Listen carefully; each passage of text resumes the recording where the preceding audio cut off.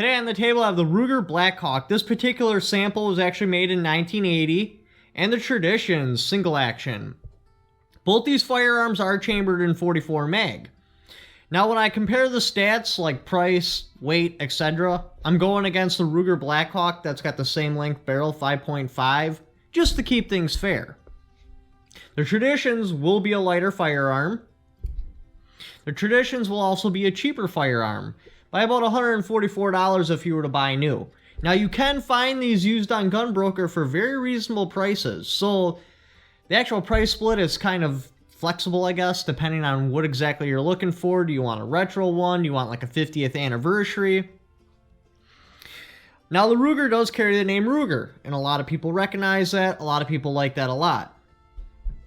The Traditions, you get a case hardened frame. Looks very nice. The hardening looks great.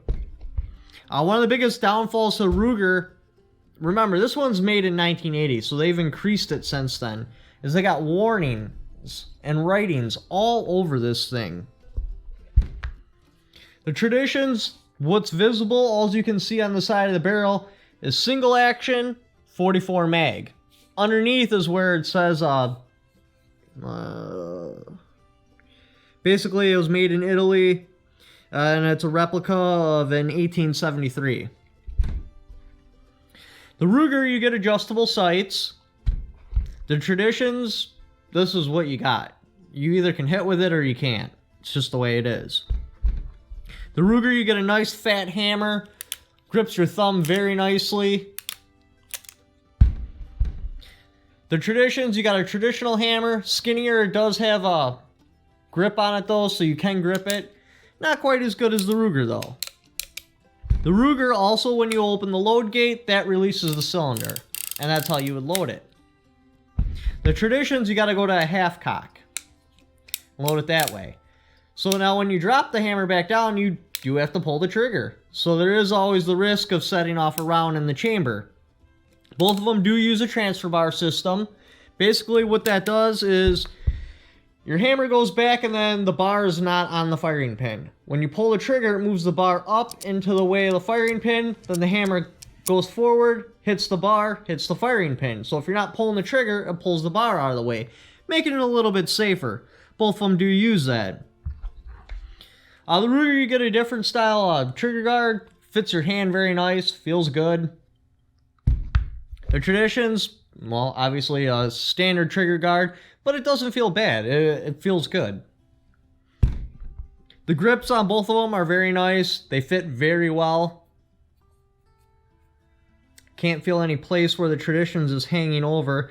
I can almost kind of feel a little bit of drag right there, but you have to look really closely to notice it.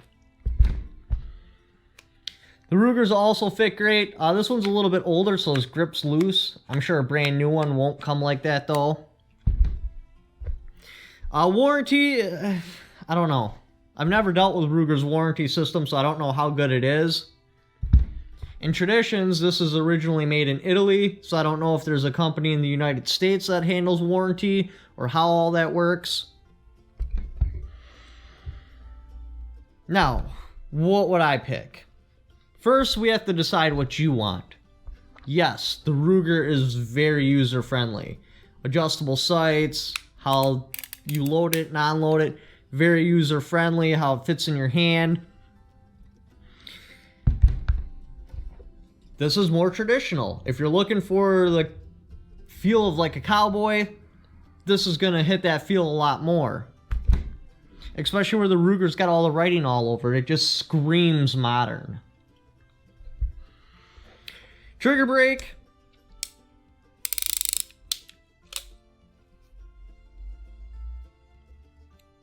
Traditions has got a little creep, a lot of creep, but a pretty clean brake.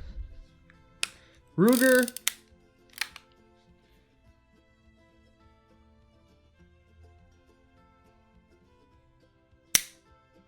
A little less creep, but there is still creep there. I'm sure that has to do with the transfer bar. Both of them, though, brake clean. Sight doesn't move at all, which is expected with single action. Now back to what would be best for you. You know, that's up to you. Do you want something user-friendly or do you want something traditional?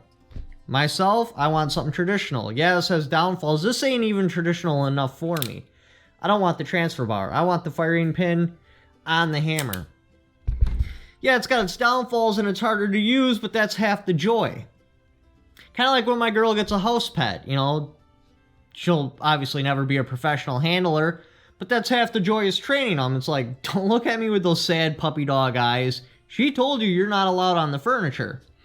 And it just adds a whole nother level to the experience, and you feel more accomplished. Like, yeah, I'd feel good after I got good with this firearm, but this one, the achievement in that is just so much more, because your Joe average person couldn't pick this up and run this well. Just because there's a little bit to get to know the sights. It's not like your traditional sight where it's flat, you got your flat iron right there, and then you just make sure this is at the top of your flat iron and you hit. This one, it uses a U, so you got to understand that it don't go flat, unless of course you're shooting at range. You got to make the hill, and then it hits at the top of the hill. But again, that's all up to you. I mean, like, what are you looking for? Do you want something that you can just, right out of the box, you know, have a good time? Or do you want something where you have to work towards getting good? And it is good, and you use it, and you ride it. You ride it like a skeleton horse through the gates of hell, and then you win, Ricky, you win! And you don't win for anybody else, you win for you. You know why? Because the man takes what he wants. He takes it all, and you're a man, aren't you? Aren't you? Good. I shouldn't say that you have to work towards good, that you have to work harder towards getting good at it.